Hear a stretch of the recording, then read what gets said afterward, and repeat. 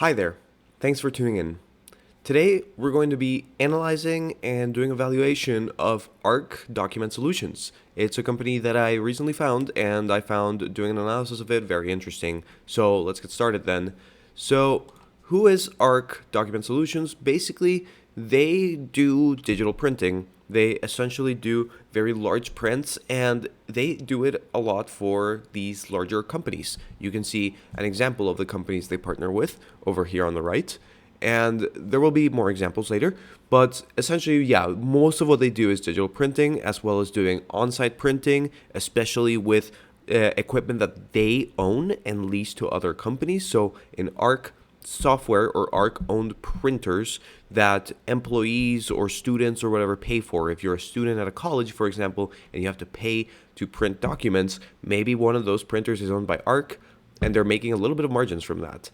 And they also make some money from scanning and digital imaging and equipment and supplies. But most of what they specialize in is digital printing. So don't think that it's just a place you go to print whatever document you have. They do a little bit of that, but most of what they do is print these giant high quality posters or giant high quality billboards or stuff like that they need, which is a single use thing. It's a single print often that these companies will need to do ads or to do sort of this imaging, this branding that they want to do, right?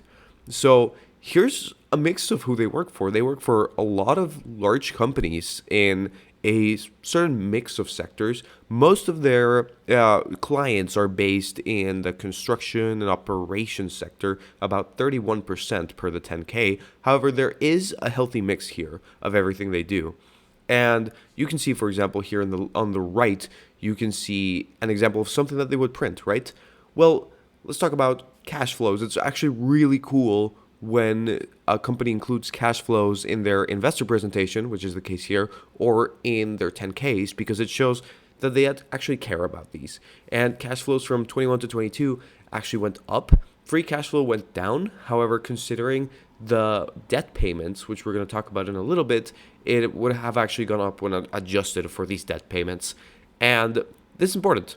We want to see growing free cash flow, and we want to see them maybe return more to the shareholder by paying down debt or just giving a priority for shareholder returns with this free cash flow that they have available.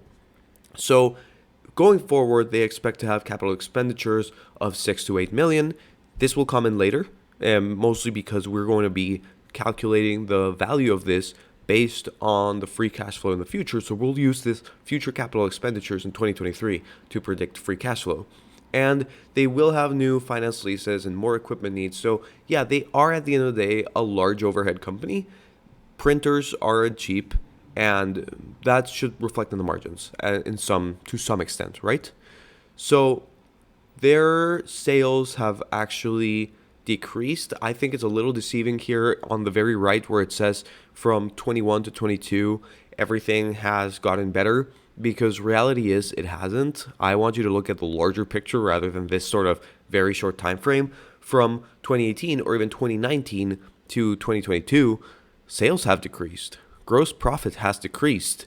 It is something where, yes, the business has been slowed down, as they say, by a historical cost structure and a lot of debt and slowing growth. And this may be the beginning of a turnaround if we are to take the numbers from 2021 to 2022, but we don't have concrete proof yet that this turnaround is done, right? We don't know exactly what the fiscal year 2023 is going to look like, and thus there is a hopeful sign that sales are growing again or that gross profit is growing again, but we don't know for sure.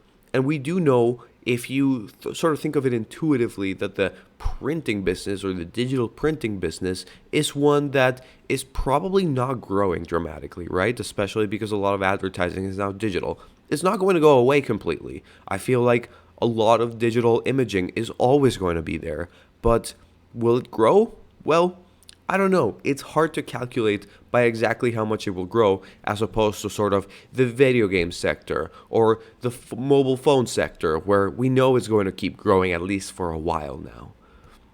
And they also have a whole lot of debt. So they've been managing this debt amazingly. Look at this total debt from 2017 all the way to 2022. Literally, it has more than halved. It has almost gone down to a third, from $144 million to $66 million in debt. And now their net debt has gone down to almost a net cash position, actually. So good job, management, for paying down debt, because this is something that will weigh down on possible shareholder returns if the company cannot buy back as much stock as it otherwise could, if it cannot give as many dividends as it otherwise could, if it cannot reinvest as it otherwise could with all this free cash flow because they're bogged down paying debts. Well, that is something that has to be taken care of immediately, and management seems to have taken care of that. And the net debt reduction is pretty great. And they also explain that they don't anticipate significant change to interest rates in 2023. This is because they have intra-quarter revolver bank debt, but this doesn't mean it's negligible, although it's a good sign, depending on how much interest rates go up, right? And expected shareholder returns can also be shown here, where they have an annual dividend as well as shares repurchased. We love to see that. We love to see a decreasing share count. We love to see them prioritizing these things, such as giving back to the shareholders through a dividend, through share repurchases, through reduction of debt, which should increase the value of the stock. So the dividend yield right now is around 6%. It'll go maybe up, maybe down, depending on where the stock goes, but don't expect an increase in the dollar value of the dividend itself, right?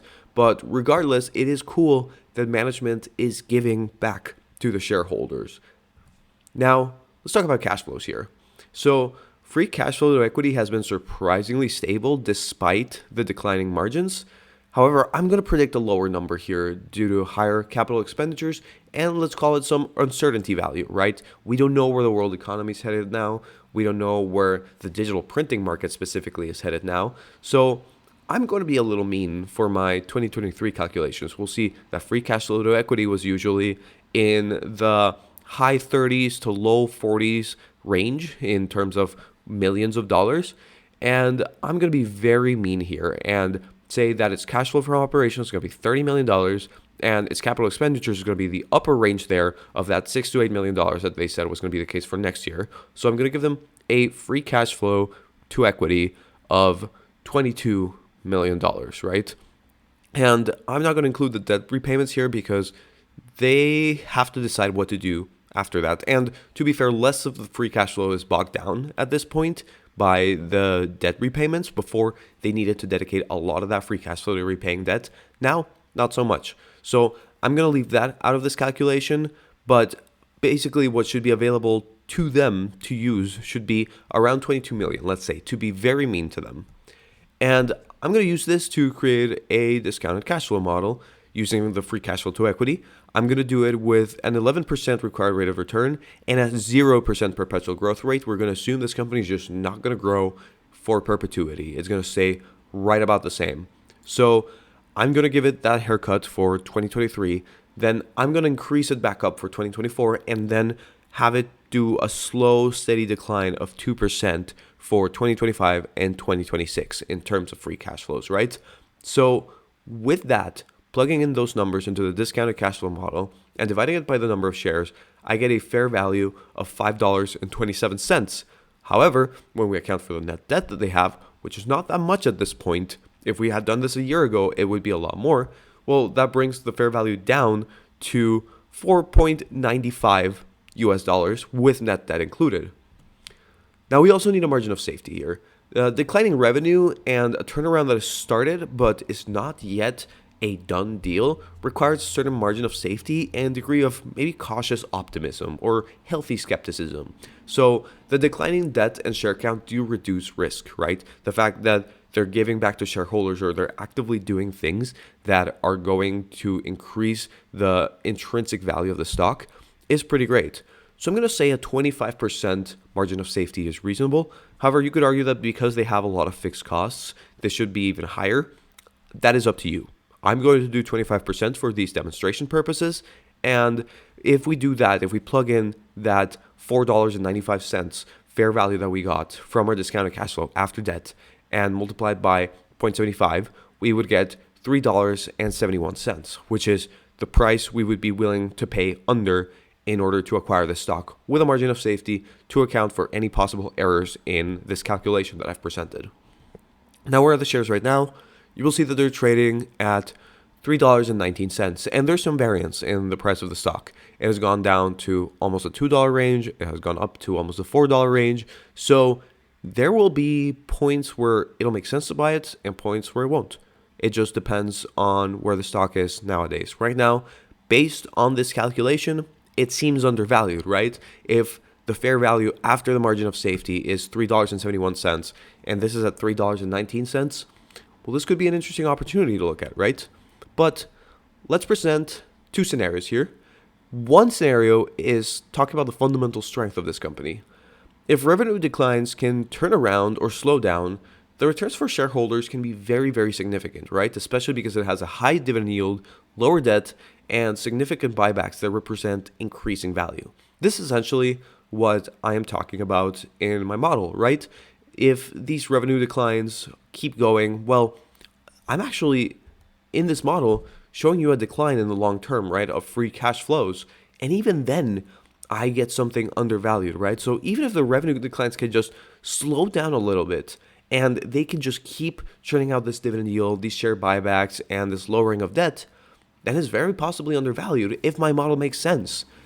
The other scenario would be the declining market woes and the underestimation of risk, right? So what if revenue declines are larger than we actually expect? And margins, which have always been volatile, stay volatile rather than expanding any, right? And especially, what if dividends are cut?